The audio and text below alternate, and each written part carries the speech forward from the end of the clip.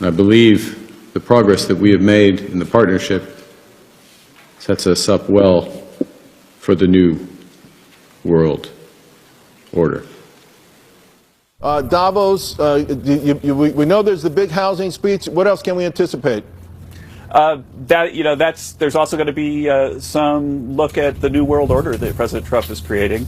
And, a lot of countries that were, whining about tariffs 6 months ago and saying that President Trump was going to harm their economies had pretty good years. And I think it's in part because people recognize that President Trump has made it so that we are the shining city on the hill again. We are the engine of global economic growth because the U.S. is really that strong again. At its core, final word, Europe was born as a project of peace. And Canada, over the years, over the decades, has served alongside European allies in pursuit of that peace. It's that, in those circumstances, from Vimy to Juno, that the world came to know the value of our strength. But now we're working alongside the European Union to combat climate change, to achieve the Sustainable Development Goals, and to protect, amongst other things, academic and scientific freedoms. In these ways, the world knows the strength of our values. And this partnership, which is in defense and security and economics, really builds those strengths in both our jurisdictions and lives up to our values. Yesterday when you met with Premier Lee, one of the things you said in the public remarks was this partnership with Canada and China, this new partnership, sets us up well for the new world order. What did you mean by that? What is the new world order? Well, it's a great question, Brian, because I think the world is still determining what that order is going to be. And let's be clear what we're talking about first and foremost, which is what is going to govern global trade? What is the role of the WTO going to be? How important are bilateral deals such as the one we're developing, plurilateral deals, if I can use that term, Trans-Pacific Partnership, potential linkages between Trans-Pacific Partnership and the EU? Where is financial regulation, payment system regulation going to fit into that? All of these aspects, I mean, use fancy word, like the architecture, the multilateral system that has been developing these is being eroded, to use a polite term, undercut, use another term. So the question is, what gets built in that place? How much of a patchwork is it? How much is it just on a bilateral basis? Or where do like-minded countries in certain areas? So like-minded countries, just to be clear, doesn't mean you agree on everything. Aspects, for example, on digital trade or agricultural trade, climate finance as another area, to move into areas of geostrategy, geosecurity. You will have different coalitions that are formed.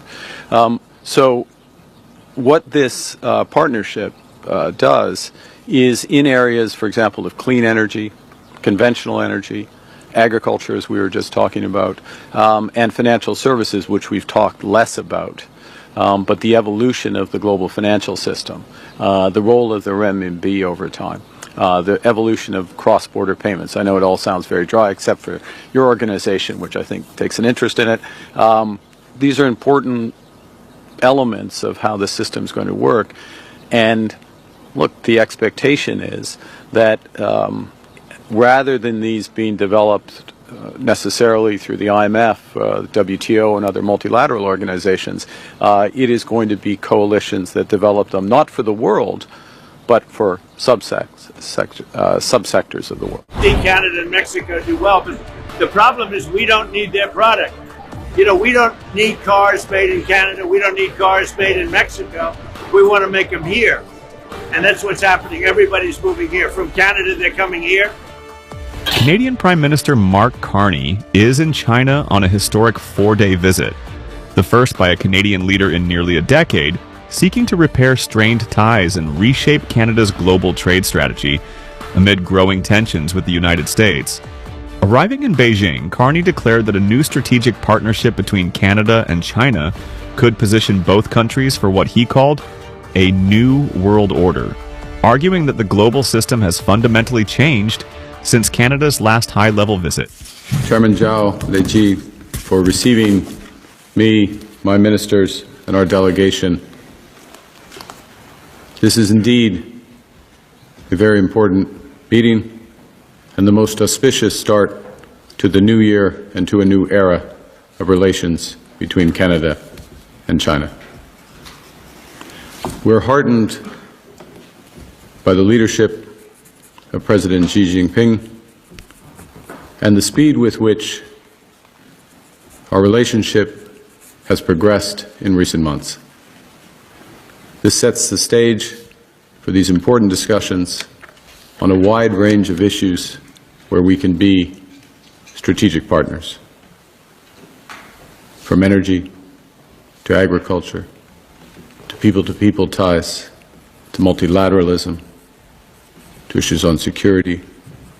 And we believe that the spirit and the substance of these discussions and these agreements will provide great benefit to each of our peoples, but also provide an example to the world of cooperation amidst a time globally of division and disorder.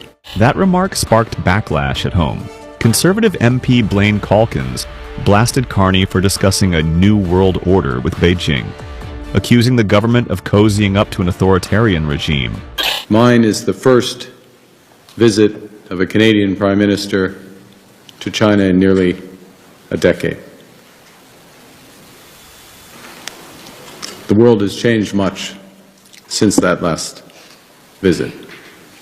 And I believe the progress that we have made in the partnership sets us up well for the new world order. Carney pushed back, clarifying that the world is still defining its future order as traditional multilateral systems erode. He suggested that smaller coalitions of like-minded countries may increasingly replace institutions like the IMF and WTO. I know that you're talking about China offering stability. There are still, of course, though, concerns in this country about human rights, Yes. about freedom of expression. I'm wondering where those fit into your calculations. Are these things that Canada just can't afford to think about because we've got to diversify our markets? No, we fundamentally stand up for human rights. We stand up for democracy, territorial integrity, rights to self-determination. We take the world as it is, not as we wish it to be. That means the following. We do engage with countries. We calibrate that engagement depending on our values and our interests, so that engagement is more narrow when there are those issues. We also have, if you will, a sort of value-based realism to the approach. In other words, we will engage on those issues. We'll engage with coalitions on those issues because that has more influence.